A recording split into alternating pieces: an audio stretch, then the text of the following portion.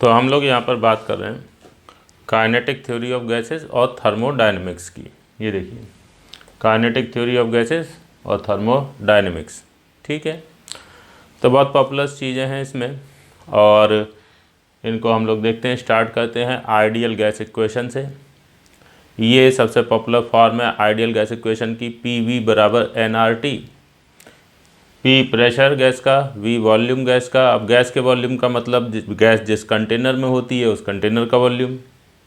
N number of moles, R gas constant, universal gas constant ये रहा, और T absolute temperature, kelvin वाला temperature. Okay, हम यहाँ पर ये आइडियल गैस इक्वेशन जो है उसको तो याद रखते हैं, ये तो सबको याद होती है। हम ये कहेंगे कि दो और फॉर्म इसकी हैं वो भी याद रखी जाएंगी, बिल्कुल वैसे ही जैसे ये याद रखी जाएगी। जब भी कभी आइडियल गैस इक्वेशन की बात हो तो आपके दिमाग में तुरंत ये इक्वेशन आनी चाहिए, साथ ही साथ ये इक्वेशन भी आनी चाहिए, PV बराबर कैपिटल NKT, और ये भी आनी चाहिए P बराबर रो RT अपन m0।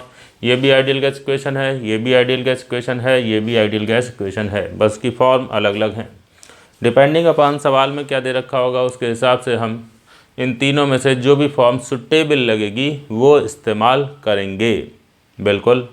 तो कैसे ये बाकी दोनों इक्वेशनें आई, इससे वो यहाँ पर समझाया जा रहा है। देखिए, आप किसी गैस के नंबर ऑफ़ मोल्स अगर डिस्कस करना चाह रहे हो, हाँ कोई बात नहीं है, नंबर ऑफ़ मोल्स जो है वो हम डिस्कस करते हैं।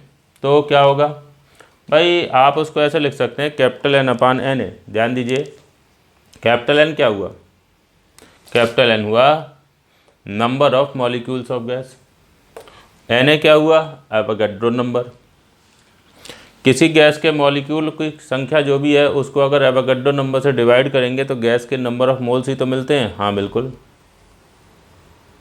N और Na डिवाइड करिए, नंबर ऑफ मोल्स मिलेंगे। अब किसी को ये बात नहीं पता है तो भाई पता करिए, ये तो बहुत पॉपुलर चीज़ है। नंबर ऑफ मोल गैस के इस तरीके से कैलकुलेट किए जा सकते हैं। चलो, अब स्मॉल n को यही रख दो, कैपिटल N अपान Na। देख लो कैपिटल N क्या है वो भी बता दिया। गैस के मॉलिक्यूल कितने हैं आपके पास, Na एवोगैड्रो नंबर, ये वैल्यू होती है, ये भी सबको पता होती है। अब ये स्मॉल n को ये रख दो, यहाँ रख दिया, क्या मिलेगा, PV बराबर n की जगह N अपान Na into R into T। अब ध्यान दो, ये स्मॉल n था, ये कैपिटल N है, ठीक। R और Na इनको साथ में ले लो, PV बराबर कैपिटल N R अपान Na इंटू T। अच्छा, R एक कांस्टेंट है, एवोगैड्रो नंबर एक कांस्टेंट है, R ये रहा, एवोगैड्रो नंबर ये रहा, दोनों का रेशियो लोगे तो वैल्यू मिलेगी इतनी। इसको हमने कहा ये भी एक कांस्टेंट है तो इसको स्मॉल k लिख देते हैं और इसको नाम देते हैं बोल्ट्जमैन कांस्टेंट का। अच्छा, और अगर आपने इसको k लिख दिया, स्मॉल k लिख दिया, तो PV बराबर capital N into small k into capital T। ये देखिए, ये भी आइडियल गैस इक्वेशन ही है, PV बराबर कैपिटल NKT, समझे। और अब तीसरी फॉर्म पे आते हैं। तीसरी फॉर्म में हमने एक काम किया, जो नंबर ऑफ मोल्स हैं किसी गैस के अगर वो पता करने हैं तो ऐसा करो, गैस के मास को मोलर मास से डिवाइड करो। ये देखो, स्मॉल m क्या है, मास ऑफ गैस, m0 क्या है, molar mass of gas. Molar mass समझे, गैस के एक मोल का मास। जैसे ऑक्सीजन है O2, ऑक्सीजन के एक मोल का मास कितना होता है, 32 ग्राम। तो जो मोलर मास है उससे डिवाइड करिए गैस के मास को, आपको नंबर ऑफ मोल मिल जाएंगे। फिर भी बात कहूँगा, अगर ये नहीं पता है भाई आपको तो पता करिए, ये तो मालूम होना चाहिए, बिल्कुल बेसिक बात है। मोल के बारे में नहीं पता होगा तो फिर ये गैस के साथ डील कैसे करोगे भाई। अच्छा चल, तो हमने कहा PV बराबर nRT, इसमें n को ये रख दो, स्मॉल m अपान m0 रख दिया। अब इसमें जो वॉल्यूम है उसको राइट साइड में ले आओ, तो मास अपान वॉल्यूम हो जाएगा। देख लीजिए, मास अपान वॉल्यूम, मास अपान वॉल्यूम, और बाकी RT अपान m0 तो ऐसे है ही। मास अपान वॉल्यूम क्या हो गया, ये हो गई डेंसिटी। ये तो किसी भी मटेरियल के साथ है, मास अपान वॉल्यूम डेंसिटी, तो ये गैस की डेंसिटी हो गई। यहाँ रख दीजिए P बराबर रो RT अपान m0। आपको आइडियल गैस इक्वेशन के नाम पर ये तीनों चीज़ें याद रखनी हैं। कौन सी तीनों चीज़ें, एक PV बराबर small n into R into T, दूसरा PV बराबर capital N into K into T, और तीसरा P बराबर रो RT अपान m0। तीनों याद रहनी चाहिए, क्योंकि डिपेंडिंग अपान सवाल में दे क्या रखा है उसके हिसाब से ही आप इन तीनों में से कोई भी फॉर्म यूज़ कर सकते हो। तो देख लें इसको एक बार, क्लास रोक लें, ठीक से बात समझ लें।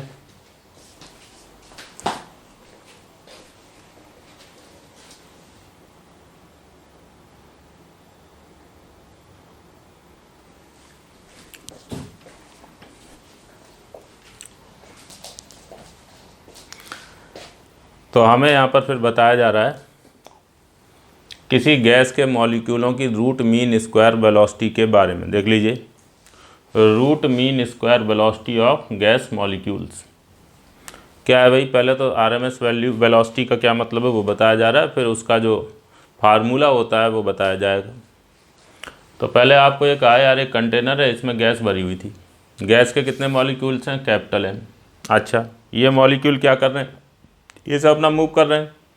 किसी मॉलिक्यूल की वेलोसिटी है v1, किसी की v2, v3, v4, v5, v6 से लगते लगते vn।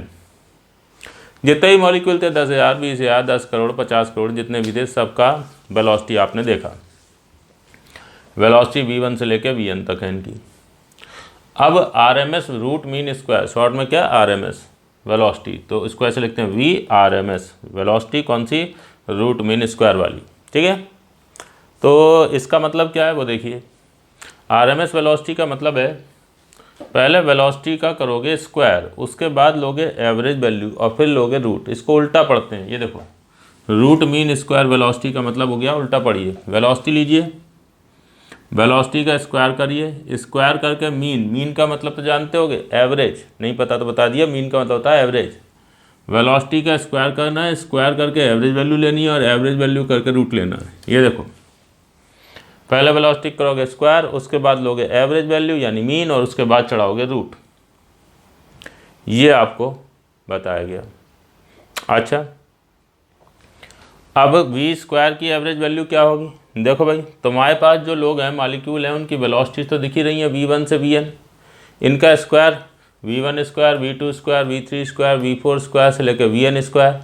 एवरेज कैसे निकालोगे? अरे बहुत सारी वैल्यूज अगर दे रखी हो तो एवरेज कैसे निकालते हैं? सबका सम अपान टोटल नंबर। हाँ सही है, तो वी स्क्वायर की एवरेज वैल्यू कैसे मिलेगी? v1 स्क्वायर, v2 स्क्वायर से लेकर vn स्क्वायर तक जोड़ो, अपान टोटल नंबर कर दो विच इज कैपिटल एन, हो गया काम। हाँ बात तो सही है, और रूट चढ़ा दो इस पे, तो क्या मिल गया? आरएमएस वेलोसिटी, खत्म। तो ये सिंपल सी बात आपको जो है वो बताई गई कि आरएमएस वेलोसिटी जो है उसका मतलब क्या है। हम लोग ये जो चीज़ यहाँ लिखी गई है, इससे ऐसे लिख सकते हैं कि अगर स्क्वायर कर दें तो वी आरएमएस का स्क्वायर बराबर ये सब का स्क्वायर का सम अपान एन। तो एन को इधर ले आओगे तो v1 से स्क्वायर से लेकर vn स्क्वायर का सम बराबर एन इंटू वी आरएमएस का स्क्वायर। देख लो, समझे? v1 स्क्वायर से लेकर vn स्क्वायर का सम बराबर एन इंटू वी आरएमएस का स्क्वायर, ऐसे लिख सकते हैं। ठीक है, मैंने कहा भाई सही है, ये एक छोटी सी बात बता दी। अब ध्यान दो, आरएमएस वेलोसिटी के लिए फार्मूला क्या है हमारे पास। आरएमएस वेलोसिटी का फार्मूला ये रहा, ये आपको याद रखना है, रूट में 3kT upon small M. Small M समझे? Mass of one molecule of gas. Small M मतलब गैस के एक मॉलिक्यूल का मास, और के कौन है? बोल्ट्जमैन कांस्टेंट, टी कौन है? टेम्परेचर। ये कहाँ से आया रिजल्ट? ये ऐसा होता है, एक मैक्सवेल का वेलोसिटी का डिस्ट्रीब्यूशन का लॉ होता है, तो उस वेलोसिटी के डिस्ट्रीब्यूशन के लॉ से ये निकालते हैं। तो हम इस समय उसके चक्कर में नहीं पड़ना चाहते हैं, वो मैक्सवेल का वेलोसिटी का डिस्ट्रीब्यूशन का लॉ क्या है, उसका ग्राफ क्या है, उसको लेके जो है वो हम नहीं कुछ काम करना चाहते। हम सीधे सीधे ये रिज़ल्ट याद रखना चाहते हैं, क्या? रूट में 3kT अपान स्मॉल एम। ठीक है, आपके पास आइडियल गैस इक्वेशन होती है, हाँ, तो आइडियल गैस इक्वेशन का इस्तेमाल करके आप इसको इसमें कन्वर्ट कर सकते हैं, इसको इसमें कन्वर्ट कर सकते हैं। ये भी बहुत पॉपुलर है, ये भी बहुत पॉपुलर है, समझे? याद आपको तीनों ही रखने, ये नहीं कि आप इनमें से कोई एक याद कर लो, नहीं नहीं नहीं, तीनों याद रखने पड़ेंगे, क्योंकि सवाल में भाई जो भी जानकारी गैस के बारे में दे रखी है उसके हिसाब से ही फार्मूला यूज़ करना पड़ेगा। भाई कुछ चीज़ें तो याद करोगे ना, ठीक है? तो आपको ये याद करना पड़ेगा, v बराबर रूट में 3kT अपान स्मॉल एम, उसको रूट में 3RT अपान एम नॉट भी लिख सकते हो, और उसको रूट में 3p/ρ भी लिख सकते हो।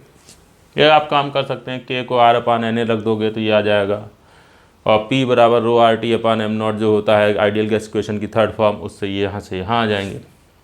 हम उन सब चक्कर में नहीं पड़ना चाहते, हम सिर्फ ये कह रहे हैं कि यार इसको याद रखना, इसको याद रखना, और इसको कैसे आया वही बताया, मैक्सवेल के वेलोसिटी के डिस्ट्रीब्यूशन के लॉ से आता है। हम उसमें इंटरेस्टेड नहीं हैं, हम सिर्फ ये रिजल्ट याद रखने में इंटरेस्टेड हैं। तो पहली बात RMS वेलोसिटी का मतलब क्या है, और दूसरी बात RMS वेलोसिटी के लिए फार्मूला क्या है। इसमें वो average velocity, most probable velocity, उनके ही फार्मूले होते हैं, वो आपने पढ़ा होता है, केमिस्ट्री में पढ़ते हैं। एवरेज वेलोसिटी के लिए यहाँ पर 3 की जगह 8/π हो जाता है, और जो आपका मोस्ट प्रोबेबल वेलोसिटी होती है उसके लिए यहाँ पर 2 हो जाता है। मैं तो अपना RMS से ही मतलब रखूँगा। चलिए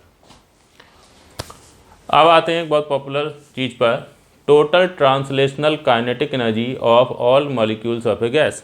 भाई किसी कंटेनर में गैस भरी हुई है, ये मॉलिक्यूल सब चल रहे थे, तो हर मॉलिक्यूल के पास एक ट्रांसलेशनल काइनेटिक एनर्जी है। हाँ बिल्कुल, 12mv², 12mv1², 12mv2², 12mv3², ऐसे।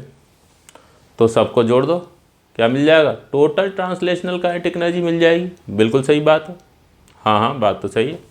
तो ये रहा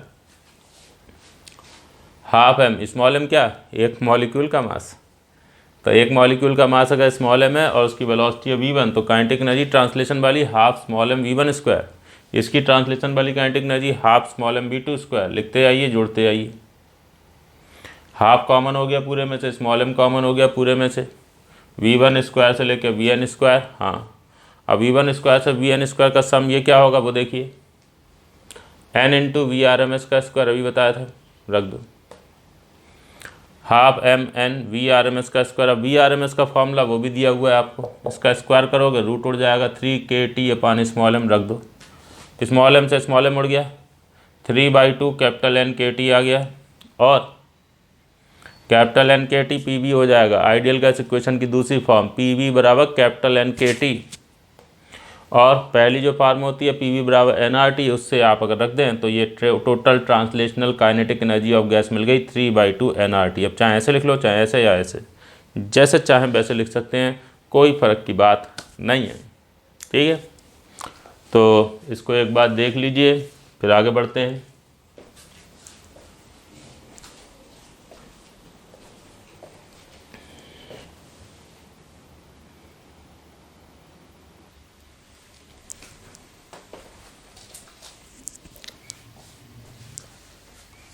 हाँ जी, तो अब यहाँ पर बात कर रहे हैं एवरेज ट्रांसलेशनल काइनेटिक एनर्जी पर मॉलिक्यूल। क्या मतलब, देखो भाई ऐसा है, आपके पास कोई गैस का सैंपल था, उसमें बहुत सारे मॉलिक्यूल थे, अभी आपने उनकी टोटल ट्रांसलेशनल काइनेटिक एनर्जी निकाली थी। वो टोटल कितने मॉलिक्यूल की थी, कैपिटल N मॉलिक्यूलों की थी। तो कैपिटल N लोगों की मिला के इतनी है, तो किसी एक के पास ऑन एन एवरेज कितनी होगी, भाई टोटल एनर्जी डिवाइडेड बाई जितने मॉलिक्यूल हैं उससे डिवाइड कर दो। हाँ सही है, कैपिटल N से डिवाइड कर दिया, तो total translational kinetic energy upon number of molecules. Okay, अब ये जो आपने काम किया, तो इसमें जो चीज़ मिलेगी वो मिलेगी एवरेज ट्रांसलेशनल काइनेटिक एनर्जी पर मॉलिक्यूल, मतलब ऑन एन एवरेज एक मॉलिक्यूल के पास ट्रांसलेशन के कारण कितनी काइनेटिक एनर्जी है। टोटल ये रहा 3/2 nKT, और एक number of molecules capital N, divide करिए, N से N कट गया, और एवरेज ट्रांसलेशनल काइनेटिक एनर्जी पर मॉलिक्यूल आ गई 3/2 kT। बहुत पॉपुलर रिजल्ट है। एक मॉलिक्यूल के पास ट्रांसलेशन के कारण जो एवरेज एनर्जी होती है, काइनेटिक एनर्जी होती है, वो 3/2 kT होती है। अच्छा, ये बहुत पॉपुलर है एटॉमिक लेवल पर, कैलकुलेशनों के लिए जो है वो बहुत जगह पर इसका इस्तेमाल होता है। सिर्फ यही नहीं, और भी तमाम चीज़ें आप पढ़ते हैं फिजिक्स में, तो जहाँ भी एटॉमिक लेवल पर चीज़ें डिस्कस करी जा रही होती हैं, एटम्स का मूवमेंट डिस्कस किया जा रहा होता है, तो वहाँ पर ये रिज़ल्ट खूब यूज़ किया जाता है, तो बहुत इम्पॉर्टेंट है। चलिए आगे देखते हैं। अब एक चीज़ बताई जा रही है, डिग्री ऑफ फ्रीडम। अब वह तो इसके बारे में डिटेल में समझाना चाहिए है क्या क्यों है, बट हम नहीं ज़्यादा चक्कर में पड़ रहे हैं। हम डिग्री ऑफ फ्रीडम की डेफिनेशन बता दे रहे हैं क्या है, और डिफरेंट टाइप की गैसेस के लिए डिग्री ऑफ फ्रीडम का वैल्यू बता रहे हैं, आपको वो याद रखना है।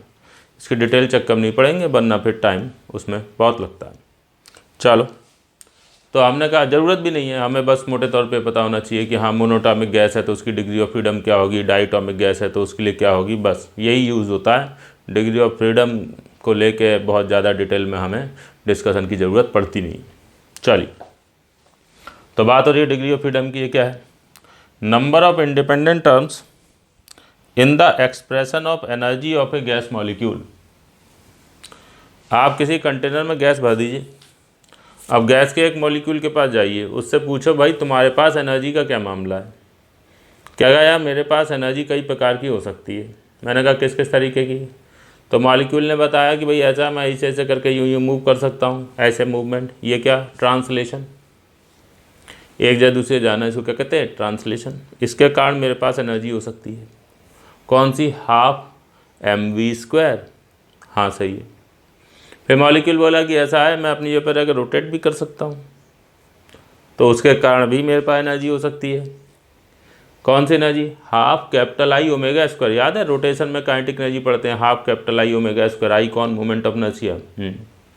और उसने बताया कि भाई ऐसा है जैसे मैं मॉलिक्यूल हूँ तो मैं बहुत सारे एटमों से मिलकर बना हुआ हूँ, ये 3-4 एटम है उनसे मिलकर बना हुआ हूँ मैं, तो ये इनमें क्या कुछ वाइब्रेशन भी हो सकता है, तो उस वाइब्रेशन के चलते भी मेरे पास एनर्जी हो सकती है। अच्छा, तो हमने कहा चलो भाई मॉलिक्यूल ने इतनी बातें बताई तो हम उसकी एनर्जी लिखने लगे। अब उसके एनर्जी के एक्सप्रेशन जब लिखा तो उसमें जितने इंडिपेंडेंट टर्म थे वो काउंट किए गए। इंडिपेंडेंट मतलब जिनका एक दूसरे से कोई लेना देना ना हो, या ये कह लो कि किसी एक को बदल सकते हैं बगैर दूसरों पर असर डाले हुए। तो जितने इंडिपेंडेंट टर्म होंगे वो उस गैस की डिग्री ऑफ फ्रीडम कहलाएगी। अच्छा, डिग्री ऑफ फ्रीडम डिपेंड करती है गैस के नेचर पर। क्या मतलब? भाई गैस कई प्रकार की हो सकती है, monatomic, diatomic, polyatomic, linear, nonlinear. ठीक है, मॉलिक्यूल रिजिड भी हो सकता है और मॉलिक्यूल में वाइब्रेशन भी हो सकता है कि हो रिजिड ना हो, थोड़ा बहुत हिल डुल सकता हो अंदर ही अंदर एटम्स, तो उसमें वाइब्रेशन भी हो सकता है। तो बहुत डिफरेंट टाइप की गैसेज जो है वो हो सकती हैं। तो ये डिग्री ऑफ फ्रीडम जो है वो गैस की नेचर पर डिपेंड करती है। अच्छा, मैं कहा भाई चलो डिग्री ऑफ फ्रीडम गैस की नेचर पर कैसे डिपेंड करता है कुछ वो बताया जाए। तो उसके लिए बताया कि डिफरेंट टाइप की गैसें लीजिए और उनके लिए डिग्री ऑफ फ्रीडम याद रखिए, बस।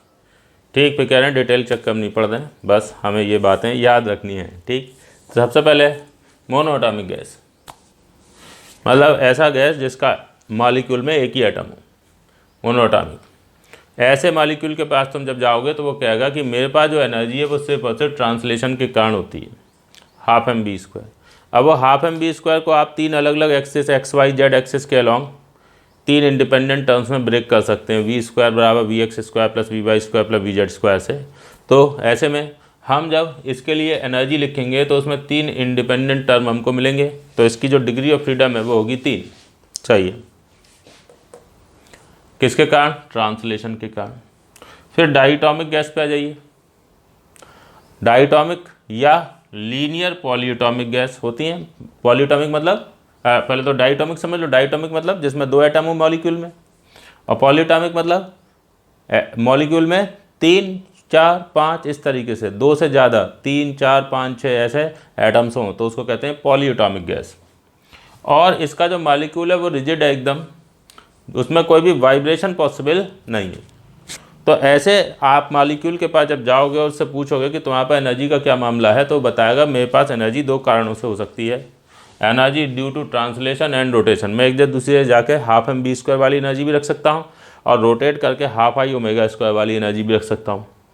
तो जब तुम दोनों एनर्जियों को जोड़ोगे तो तुमको टोटल एनर्जी मिलेगी। हाँ, तो इस मॉलिक्यूल ने ये बताया कि मेरी जब एनर्जी का एक्सप्रेशन लिखोगे तो उसमें हमें जो डिग्री ऑफ फ्रीडम है वो मिलेगी 5, क्योंकि जब इसमें एनर्जी लिखी जाएगी तो उसमें 3 एक्सप्रेशन, 3 टर्म, 3 इंडिपेंडेंट टर्म तो ट्रांसलेशन वाले मिलेंगे और 2 इंडिपेंडेंट टर्म रोटेशन वाले मिलेंगे, और ये टोटल डिग्री ऑफ फ्रीडम हो गई 5। अब वो मैं लिखने में इंटरेस्टेड नहीं हूँ, ये क्या क्यों कैसे, मैं इसको याद रखने में इंटरेस्टेड हूँ। ठीक, फिर नॉन लीनियर पॉलीएटॉमिक गैस, 2 से ज़्यादा एटम है मॉलिक्यूल में, 3, 4, 5 ऐसे, और जो है वो एटम लीनियर नहीं है, सीधा नहीं है, सॉरी मॉलिक्यूल जो है वो सीधा नहीं है, नॉन लीनियर है। अच्छा, तो और उसमें वाइब्रेशन नहीं हो रहा है। ऐसे मॉलिक्यूल के पास जाओगे तो वो कहेगा भाई मेरे पास ट्रांसलेशन और रोटेशन दोनों के कारण एनर्जी होगी, और ट्रांसलेशन के कारण 3 डिग्री ऑफ फ्रीडम मिलेगी, रोटेशन के कारण 3 मिलेगी, टोटल डिग्री ऑफ फ्रीडम होगी 6। देखो जो लीनियर मॉलिक्यूल होते हैं उनमें रोटेशन के कारण डिग्री ऑफ फ्रीडम 2 होती है, जो नॉन लीनियर होते हैं उनमें रोटेशन के कारण डिग्री ऑफ फ्रीडम 3 होती है, बस यही फ़र्क है। तो इसमें टोटल डिग्री ऑफ फ्रीडम 5, इसमें टोटल डिग्री ऑफ फ्रीडम 6। फिर से बोल रहा हूँ, मैं इसमें ज़्यादा डिग्री ऑफ फ्रीडम के चक्कर में नहीं पड़ रहा हूँ उसके बारे में डिटेल में, मैं सिर्फ आपको रिजल्ट बता रहा हूँ कि यार इस केस में इसमें ऐसा, ठीक है, क्योंकि वो डिटेल की हमको कहीं पर कोई ज़रूरत पड़ने की संभावना नहीं होती है, ठीक है। तो अभी के लिए आप क्लास को रोकें, एक बार इसको ठीक से कायदे से पढ़ लें, समझ लें, फिर आगे बढ़ते हैं।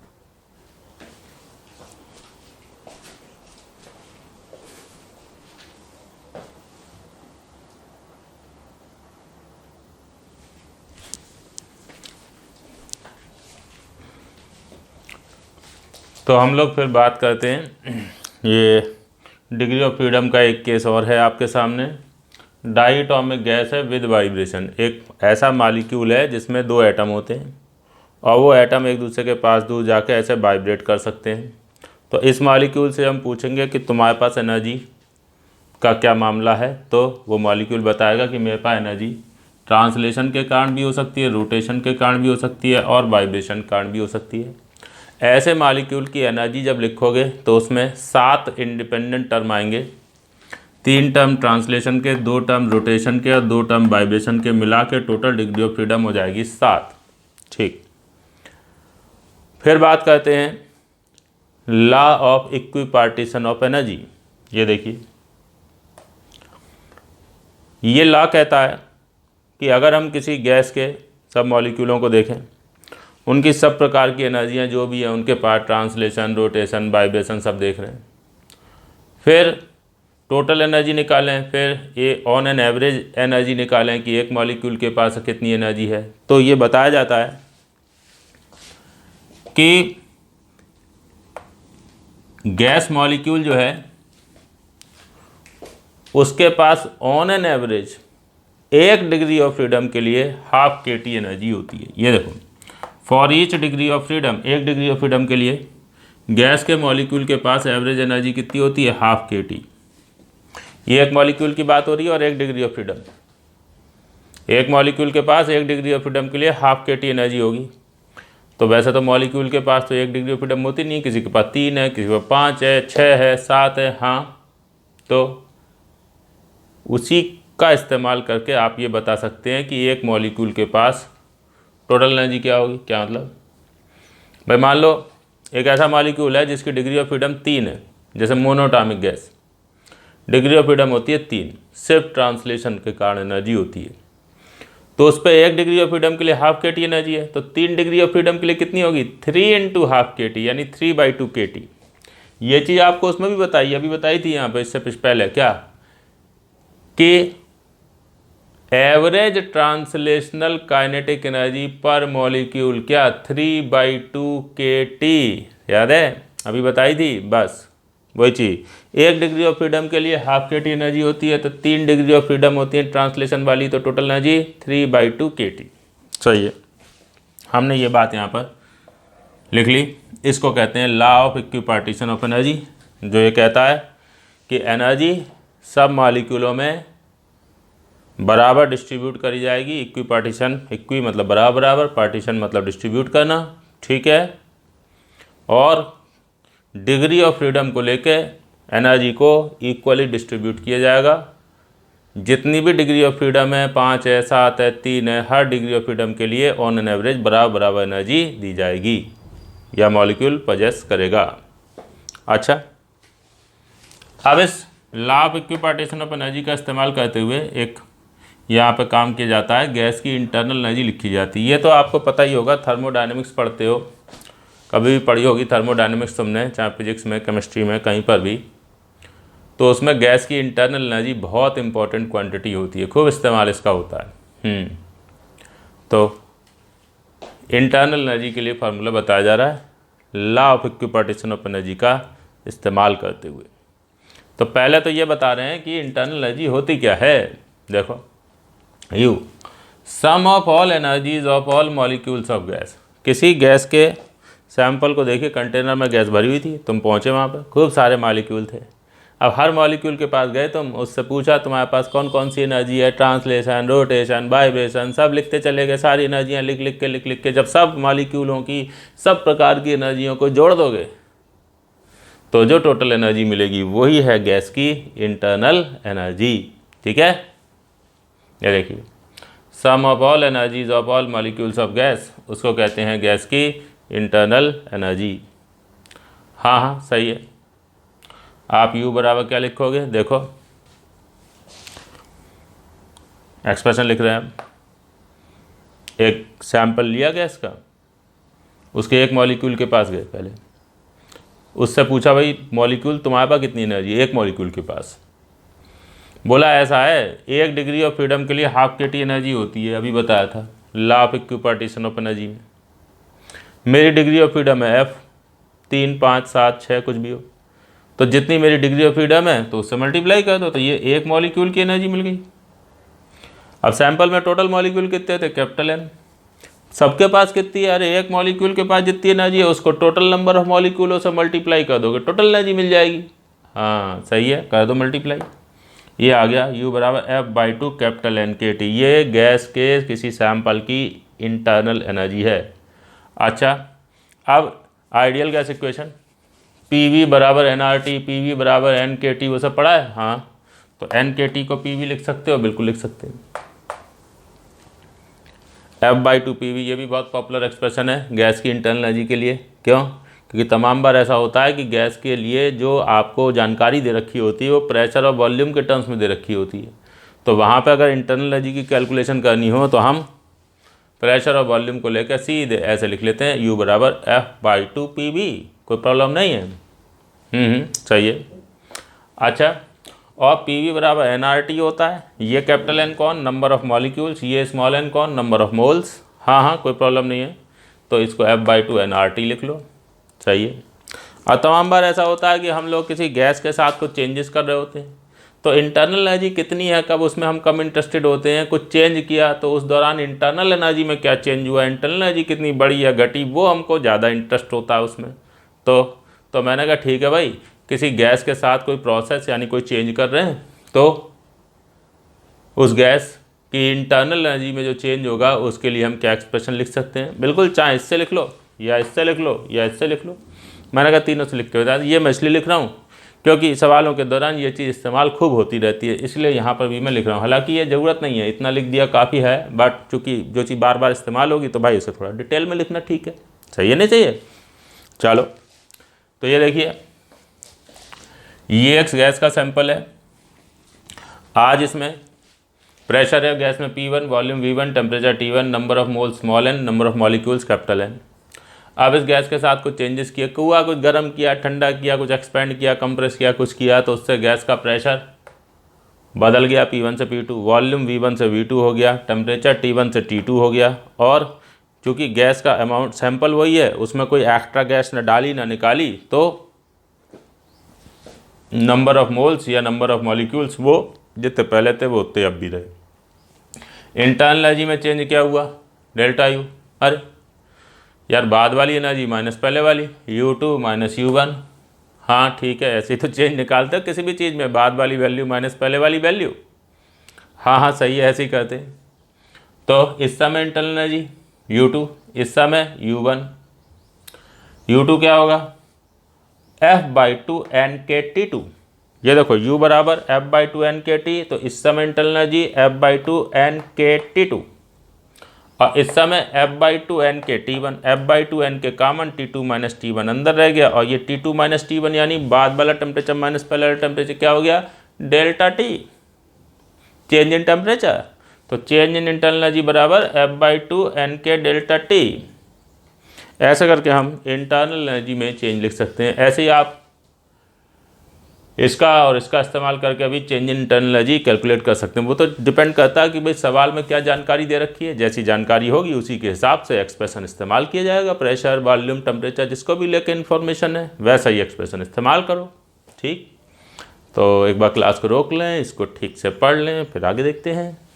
इसी में अभी बताएंगे पहले, ठीक है, कि इनको इस्तेमाल करके डेल्टा यू कैसे लिखेंगे।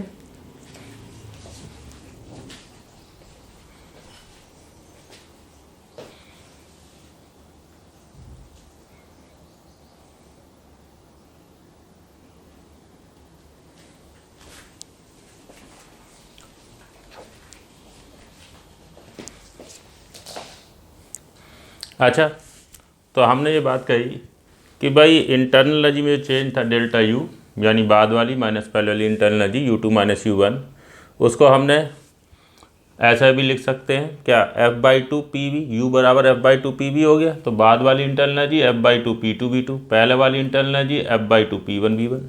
सही है, एफ बाई टू कॉमन ले लो, P two V two minus P one V one. इसको बहुत से लोग ऐसे भी लिख लेते हैं F by two delta of P V, delta मतलब चेंज किस में, पी वी में। ये बाद वाली वैल्यू है पी वी की, ये पहले वाली वैल्यू है पी वी की, तो बाद वाला पी वी माइनस पहले वाला पी वी, तो उसको आपने क्या लिख दिया, डेल्टा ऑफ पी वी। जैसे डेल्टा टी क्या होता है, T two minus T one, delta V क्या होगा, V two minus V one, ऐसे डेल्टा ऑफ पी वी क्या हो जाएगा, P two V two minus P one V one. हाँ ठीक है, सिंबल ही तो है। यस, और देखिए इंटरनल एनर्जी में change U two minus U one, बाद वाली internal energy F by two N R capital T, तो F by two N R T two, क्योंकि बाद में टेम्परेचर टी टू था और पहले क्या था टी वन, तो F by two N R T one, F by two N R common, T two minus T one, T two minus T one क्या हुआ, delta T, change in temperature. हाँ बात तो सही है, तो हो गया काम।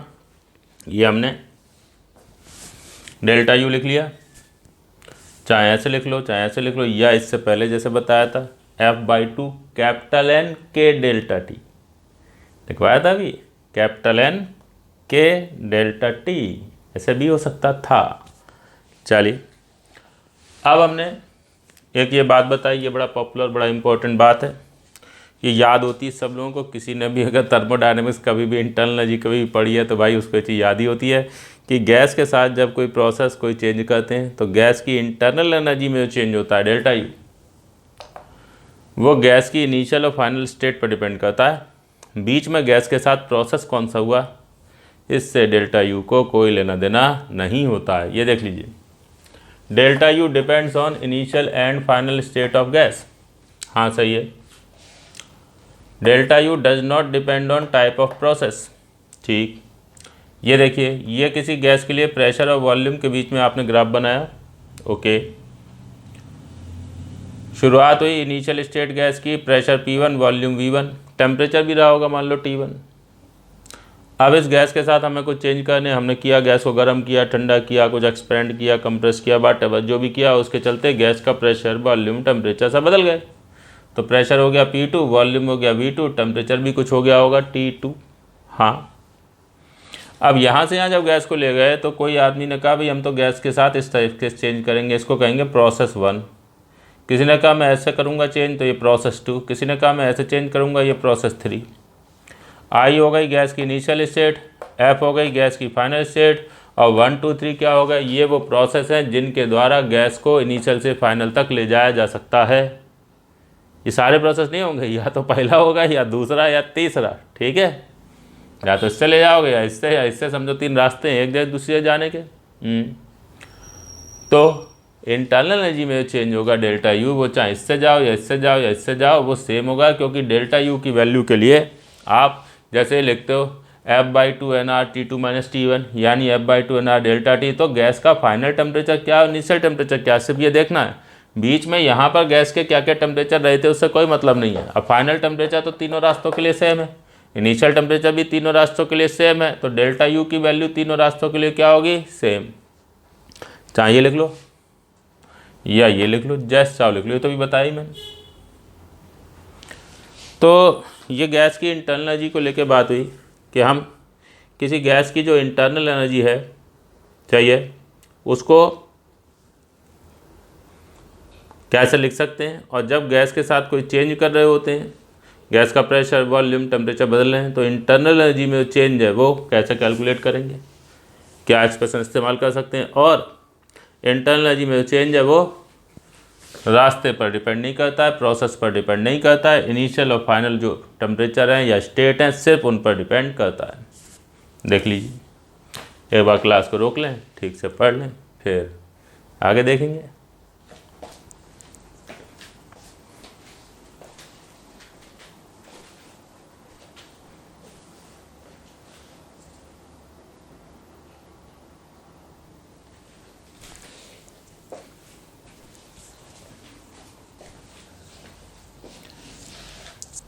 तो अब हमें बताया जा रहा है वर्क डन बाय गैस। क्या मतलब, कोई गैस आपको दे दी गई जिसका कुछ प्रेशर, वॉल्यूम, टेम्परेचर आज है। अब तुमने उस गैस के साथ कुछ चेंज किया, गैस को गर्म किया, ठंडा किया, कुछ एक्सपेंड करी, गैस को कंप्रेस हुई, कुछ भी किया। तो ऐसे में गैस के द्वारा कुछ वर्क किया जाता है सराउंडिंग्स पर। हालांकि इसमें दो चीज़ें डिस्कस होती हैं, एक work done on the gas, एक work done by the gas. तो जनरली क्या है कि जैसे केमिस्ट्री में आप पढ़ते हैं तो उसमें work done on the gas होता है, फिजिक्स में हम work done by the gas की बात करते हैं, ठीक है। तो यहाँ पर work done by the gas जो है वो डिस्कस हो रहा है, यानी गैस ने बाहर वालों पर क्या वर्क किया, ठीक है। वर्क तो जानते हैं, फोर्स इनटू डिस्प्लेसमेंट वर्क। तो ये गैस है जिसका आज सैंपल देखा, प्रेशर P, वॉल्यूम V, छोटा सा चेंज हुआ उसमें, किया हमने कुछ इसके साथ, तो उसके चलते प्रेशर P + dP, वॉल्यूम हो गया V + dV, ठीक है, छोटा सा चेंज हुआ। तो ऐसे में वर्क डन बाई गैस क्या होगा, वर्क डन बाई गैस जब वॉल्यूम उसका V से बदल कर V + dV हो जाएगा, तो उसके लिए सिंपल सा रिजल्ट है, याद रखना है, dW = PdV। बहुत पॉपुलर एक कंटेनर बना के उसमें पिस्टन बना के हल्का सा खिसका के दिखाते हैं, आपने को ज़रूरत नहीं है, हम सीधे सीधे बात याद रखते हैं। वर्क डन बाई गैस क्या होगा, PdV, कोई दिक्कत नहीं। अगर कहीं पर कोई बड़ा चेंज हो रहा है, ये देखो एक इनिशियल स्टेट में गैस है, pressure, volume, temperature, final state में ये आ गए, मतलब बड़ा चेंज कर दिया गैस में। वॉल्यूम आज 10 लीटर था, 10 लीटर से बढ़ा के 20 लीटर कर दिया। ये देख रहे हो, ये ज़रा सा छोटा चेंज किया गया। अब बड़ा चेंज करोगे वॉल्यूम में तो क्या होगा, तो कुछ नहीं, बड़े चेंज को छोटे छोटे छोटे छोटे बहुत सारे चेंजेस से मिलकर बना हुआ मान लेंगे, और सभी चेंजेस में जो भी वर्क डन है जोड़ लेंगे, टोटल वर्क डन आ जाएगा। हाँ, यही होता है हमेशा। तो मैंने लिखा यहाँ से यहाँ जाने में जो टोटल वर्क डन गैस करेगी वो छोटे छोटे जो भी चेंजेस होंगे उस दौरान किए गए वर्क डन को जोड़कर मिल जाएगा। तो ΔW = समेशन dW। हाँ, कोई प्रॉब्लम नहीं है, समेशन को इंटीग्रेशन लिख लो, लिख लिया, और dW को PdV, इंटीग्रेशन करोगे, बताओगे कहाँ से कहाँ तक क्या चेंज हुआ है, तो उसके अकॉर्डिंगली लिमिट रखी जाती हैं, तो इनिशियल टू फाइनल। अब जब ऐसा करोगे ये बन गया डेफिनेट इंटीग्रेशन। डेफिनेट इंटीग्रेशन क्या होता है, एरिया बाउंडेड बाय ग्राफ। हाँ, तो PV ग्राफ खींचो और PV ग्राफ के नीचे जो एरिया होगा वही वर्क डन के बराबर होगा। बहुत पॉपुलर बात है। अच्छा, हमने कहा भी ऐसा है, मोटे तौर पे ऐसे बात याद रखी जाती है कि अगर वॉल्यूम बढ़ रहा होता है तो वॉल्यूम में चेंज पॉजिटिव, तो वर्क डन भी पॉजिटिव। वॉल्यूम अगर घट रहा होता है, कोई चीज़ घटती है तो उसमें चेंज होता है नेगेटिव।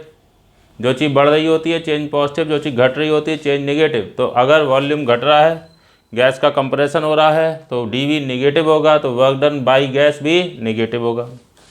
अगर वॉल्यूम कांस्टेंट है, आपके पास एक कंटेनर है उसमें गैस है 10 लीटर, अब गैस का वॉल्यूम तो हमेशा 10 लीटर ही रहता है, ना तुम कभी बढ़ाते हो ना घटाते हो, तो वॉल्यूम फिक्स है। वॉल्यूम फिक्स है तो dV क्या हो जाएगा, वॉल्यूम में चेंज 0, तो वर्क डन भी 0। अगर वॉल्यूम कांस्टेंट है तो वर्क डन बाई गैस 0 मिलेगा। और देखिए ये जो बात यहाँ पे कही गई, एरिया अंडर PV ग्राफ वाली, देखो किसी गैस के साथ आपने कोई चेंज किया, प्रोसेस किया, उस दौरान PV ग्राफ ऐसा बना, इनिशियल से फाइनल ऐसे गए, तो ये ग्राफ और V एक्सिस के बीच का एरिया निकाल लोगे, यही एरिया इस इंटीग्रेशन के बराबर होगा, तो वर्क डन होगा ये एरिया के बराबर। ऐसे ही अगर ग्राफ ऐसे बनेगा, प्रोसेस यूँ दिखाया है, तो नीचे एरिया निकालोगे और वर्क डन एरिया के बराबर होगा, ठीक है। इंटीग्रेशन PdV इस एरिया के बराबर होगा। बस ध्यान ये रखना है कि अगर वॉल्यूम बढ़ रहा है तो वर्क डन क्या होगा, पॉजिटिव। देखो इसमें यहाँ से यहाँ वॉल्यूम क्या हुआ, बढ़ा, और यहाँ से यहाँ देखो वॉल्यूम घटा, तो वॉल्यूम अगर बढ़ेगा तो ये एरिया जो है उस पर प्लस साइन के साथ वर्क डन लिखा जाएगा, और अगर वॉल्यूम घट रहा है तो माइनस साइन के साथ वर्क डन लिखा जाएगा। बिल्कुल सिंपल सी चीज़ है, तो इसको एक बार देख लें, क्लास रोक लें, ठीक से एक बार पढ़ लें, फिर आगे देखेंगे।